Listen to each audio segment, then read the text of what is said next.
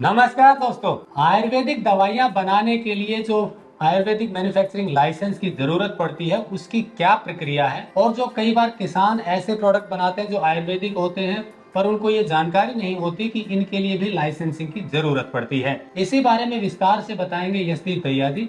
आप फार्माडॉक्स कंसल्टेंट हैं और लोगों को आयुर्वेदिक और एलोपैथिक मैन्युफैक्चरिंग यूनिट लगाने में कंसल्टेंसी देते हैं। इन्हें इसका गहरा ज्ञान है। तो इस वीडियो में आज आपको बताने वाले हैं कि आयुर्वेदिक मैन्युफैक्चरिंग यूनिट यदि लगाना है उसके लिए किन किन चीजों की जरूरत पड़ती है, कौन उसे लगा सकता है, कितना उसमें खर्चा आएगा, कहाँ पर लगाया जा सकता है, कौन कौन सी दवाइयाँ बन सकती हैं और उन दवाइयों का कैसे बेचा जा सकता है। और यदि कोई किसान इस तरह की मैन्युफैक्चरिंग यूनिट लगाना चाहता है या कुछ ऐसी चीजें बना रहा है तो उसके लिए भी ये लाइसेंस लेने की क्या प्रक्रिया है, पूरी बात इस वीडियो में डिटेल में बताएंगे यशदीप भैया जी। इसलिए पूरा वीडियो जरूर देखिए ताकि आपको पता चले कि कई चीजें जो हमें जानकारी नहीं है, जिनके लिए लाइसेंसिंग की वास्तव में जरूरत होती है, वो हमसे छूट जाती है, तो उनके बारे में पूरी जानकारी आपको मिल सके। तो चलिए शुरू करते हैं। टेक्निकल फार्मिंग चैनल को सब्सक्राइब करें और बेल आइकन भी दबाएं ताकि आगे आने वाले वीडियो की नोटिफिकेशन आपको मिलती रहे। यशदीप जी, अगर कोई आयुर्वेद की मैन्युफैक्चरिंग यूनिट लगाना चाहे मेडिसिन की, तो क्या क्राइटेरिया है, उसको क्या जरूरत है, कौन लगा सकता है, जरा बताइए। देखिए, आयुर्वेदिक फैक्ट्री कोई भी व्यक्ति लगा सकता है। उसको टेक्निकल स्टाफ अपॉइंट करना पड़ेगा। जैसे उसकी कंपनी में एक रजिस्टर्ड आयुर्वेदिक डॉक्टर होना चाहिए जिसकी क्वालिफिकेशन BMS हो और उसी स्टेट में वो रजिस्टर्ड हो। और अगर वो अपनी औषधियों को अपनी लैब में टेस्ट करना चाहता है तो उसके उसको भी BSc या B फार्मा पर्सन होना चाहिए। फिर जो उनकी फैक्ट्री की लोकेशन है वो किसी इंडस्ट्रियल एरिया में हो, मतलब रेजिडेंशियल एरिया में नहीं हो सकती। अगर आप एग्रीकल्चर एरिया में कर रहे हैं तो CLU वगैरह आपको कराना है। तो ये लोकेशन की बात होगी।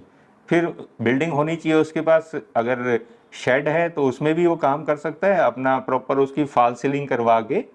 और अगर RCC की बिल्डिंग है तो वो तो बहुत ही अच्छी रहेगी। और इसकी लिए आपको अपनी कैपिटल से लाइसेंस मिलता है जो आपकी स्टेट की कैपिटल है। तो 3,000 रुपये प्लस 2,000 रुपये, मतलब टोटल 5,000 रुपये आपको फीस पे करनी पड़ती है, जिसमें 2,000 तो लाइसेंस फीस होती है, 3,000 आइटम्स की फीस होती है, जिसमें आपको 10 आइटम्स मिल जाते हैं। तो आप अपनी फैक्ट्री में पार्टीशंस आपको करनी पड़ती है, डिफरेंट रूम्स बनाने पड़ते हैं। जैसे जो जड़ी बूटियों रॉ मटेरियल हैं उनका एक भंडार गृह आपको रखना है, packing material, finish good, laboratory, और जो जो भी चीज़ें आप बनाने जा रहे हैं अलग अलग तरह की, जैसे आप टैबलेट बना रहे हैं या मल्लम बना रहे हैं, सिरप बना रहे हैं, च्यवनप्राश बना रहे हैं, उनके लिए सरकार द्वारा एक एरिया निर्धारित कर रखा कि जितने स्क्वायर फुट देना है।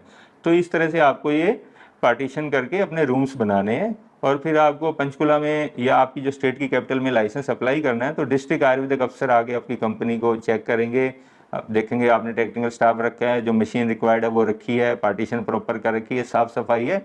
फिर वो आपके लाइसेंस जारी करने की सिफारिश कर देंगे और आपकी स्टेट कैपिटल में जो आयुर्वेदिक लाइसेंसिंग अथॉरिटी है आपको लाइसेंस प्रदान कर देगी, जो 5 साल के लिए वैलिड होता है। 5 साल बाद आप दोबारा फीस भर के उसको अगले 5 साल के लिए वैलिड करवा सकते हैं। तो ये आपने बताया जगह चाहिए, उनको कितना स्पेसिफिक कम से कम जगह चाहिए कोई यूनिट छोटी लगाना चाहे? छोटी लगाने के लिए 2,000 स्क्वायर फुट में कवर्ड एरिया रहेगा तो काम हो जाएगा उनका। लेकिन मेरी एडवाइस है कि आप थोड़ी ज़्यादा जगह लेके चलें, क्योंकि जैसे काम बढ़ेगा तो फिर एक्सपेंशन की जगह आपके पास होनी चाहिए।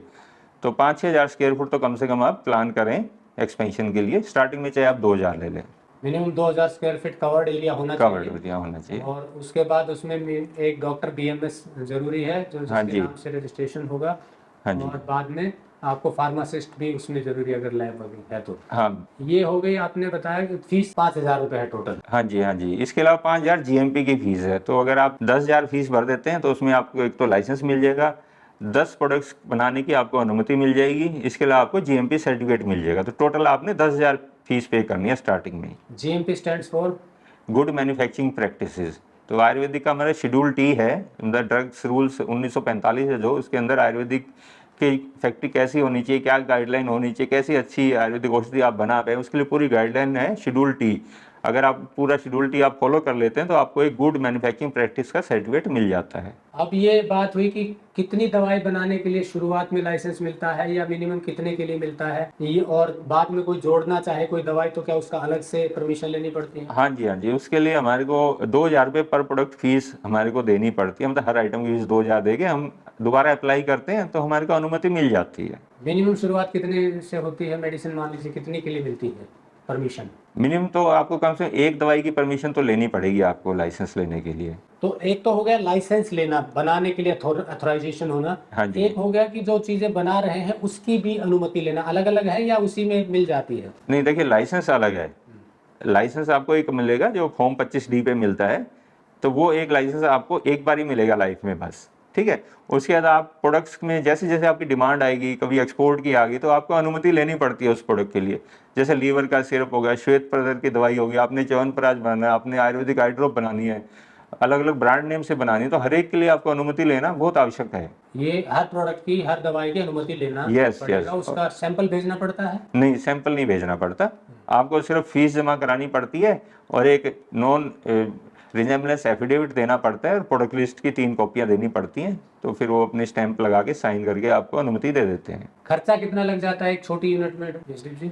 देखिए छोटी यूनिट आप मतलब 20 लाख से स्टार्ट कर सकते हैं अगर आपके पास बिल्डिंग है तो उसमें पार्टीशन करके और कुछ जैसे कैप्सूल सेक्शन, सिरप सेक्शन और पाउडर सेक्शन और जो मलहम सेक्शन, ये सारा आप 20 लाख में स्टार्ट कर सकते हैं। लेकिन अगर आपने टैबलेट्स भी बनानी है तो उसमें 40-50 लाख और आपके एक्स्ट्रा लग जाएंगे। मतलब जितनी चीजें ऐड करेंगे जितनी अच्छी मशीन आप रखेंगे, हाई कैपेसिटी मशीन रखेंगे, तो मतलब स्काई इज द लिमिट है जी।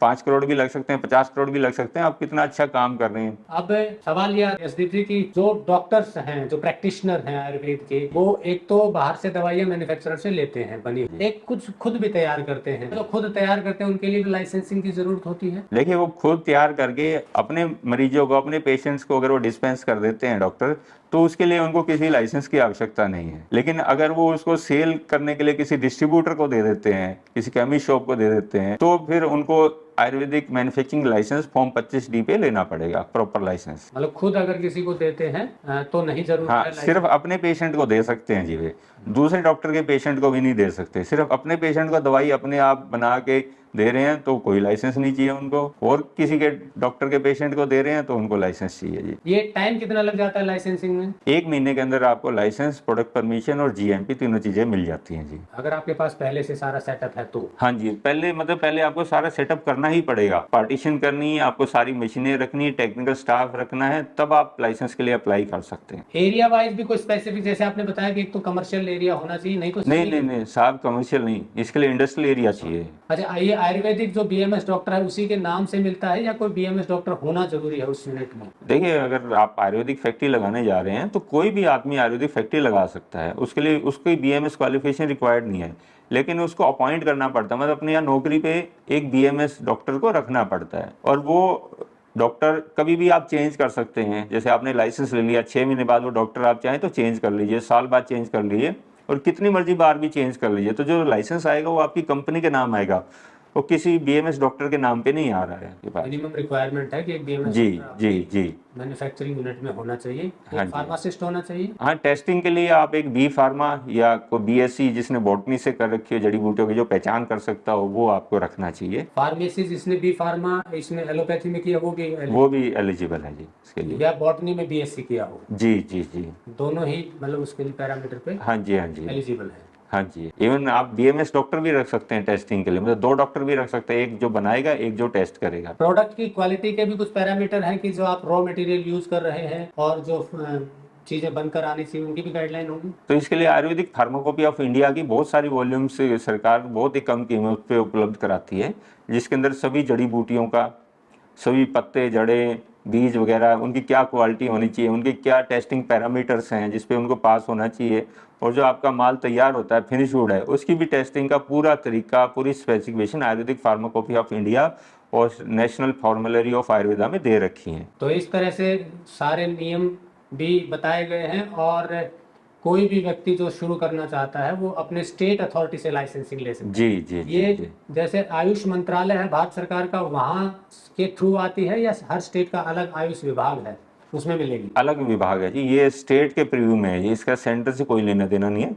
लेकिन अगर आप आयुर्वेदिक मैन्युफैक्चरिंग यूनिट को आप WHO GMP सर्टिफाई कराना चाहते हैं, तब आपको सेंट्रल गवर्नमेंट को अप्लाई करना पड़ता है। तो सेंट्रल गवर्नमेंट की टीम, CDSCO की टीम मिलके आपकी इंस्पेक्शन करते हैं स्टेट ऑफिसर के साथ, तब आपको WHO GMP सर्टिफिकेट देते हैं। अच्छा, ये तो हो गई मैन्युफैक्चरिंग की बात। अब उसको अगर किसी को देना है, आगे सेल करना है, तो उसके लिए भी कोई लाइसेंसिंग चाहिए या सिर्फ मैन्युफैक्चरर किसी को भी बेच सकता है?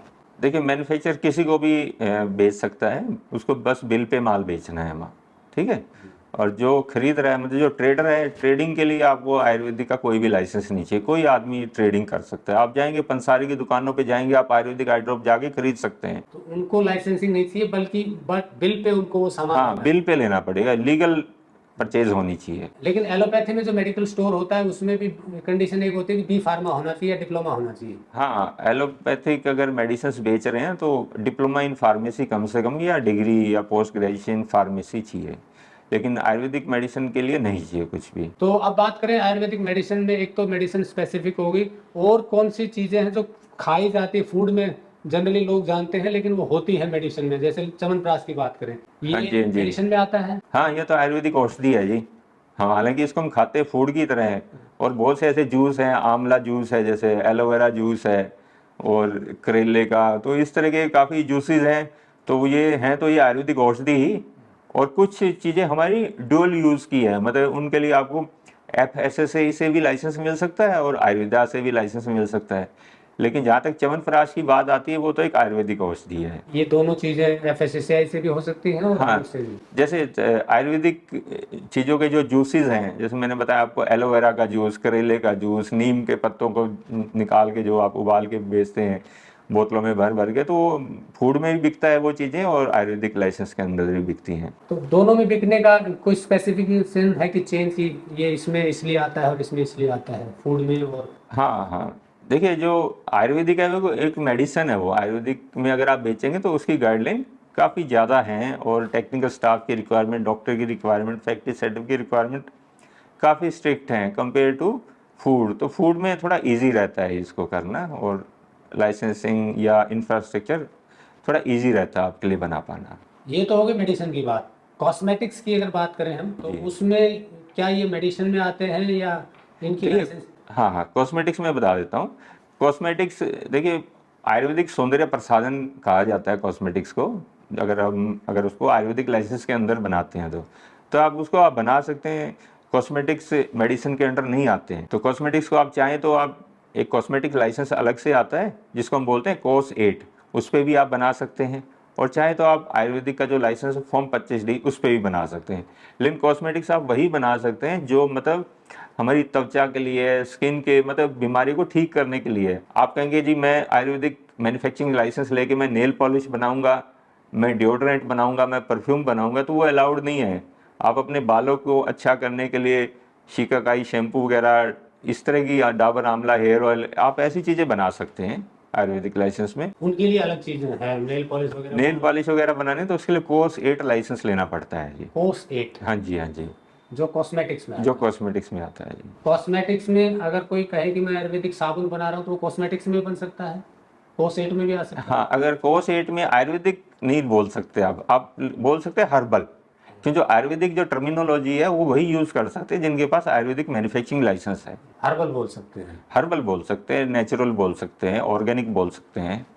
तो उसके लिए कोर्स 8 की जरूरत पड़ती है। हाँ जी, हाँ जी। तो दोस्तों जैसा यशदीप भैया जी ने बताया कि कोई भी व्यक्ति आयुर्वेदिक मेडिसिन मैन्युफैक्चरिंग यूनिट लगा सकता है, बस जरूरत यह है कि उसके पास एक BMS डॉक्टर होना चाहिए, और साथ में यदि लैब है तो फिर उसके लिए BSc बॉटनी या दूसरा आयुर्वेदिक डॉक्टर हो सकता है, या कोई फार्मासिस्ट हो सकता है, इनकी जरूरत पड़ेगी। और मिनिमम 2000 स्क्वायर फीट का एरिया होना चाहिए, और ये इंडस्ट्रियल जगह पर हो सकता है, या कोई अपने खेत में करना चाहता हो तो इसे CLU करवाना पड़ेगा, लैंड यूज चेंज करवाना पड़ेगा। तो इस तरह से कोई भी व्यक्ति आयुर्वेदिक मेडिसिन मैन्युफैक्चरिंग यूनिट लगा सकता है। बहुत से लोगों को जानकारी होती नहीं, इवन किसान भी कई चीज़ें ऐसी बनाते हैं। उदाहरण के लिए जैसे बताया कि च्यवनप्राश जो है वो भी एक आयुर्वेदिक औषधि है, लेकिन कई लोग उसके लिए जानकारी न होने के अभाव में ऐसे ही बनाते हैं। हाँ, कोई डॉक्टर अपनी दवाई बनाकर बेच सकता है बिना लाइसेंसिंग के, लेकिन अगर बाहर सेल करनी है किसी को भी तो फिर ये लाइसेंसिंग लेना जरूरी है, और केवल 1 महीने में ये मिल जाता है। और अधिक जानकारी आप यशदीप भैया जी से ले सकते हैं, कंसल्टेंसी देते हैं। जैसा आप जानते हैं निःशुल्क वीडियो था, कोई कमर्शियल नहीं था। कोशिश सिर्फ इतनी है कि अच्छी चीज़ों के बारे में आपको जानकारी मिले, आप इनसे बात करके और अधिक जानकारी ले सकते हैं। जुड़े रहिए टेक्निकल फार्मिंग से। नमस्कार, जय हिंद।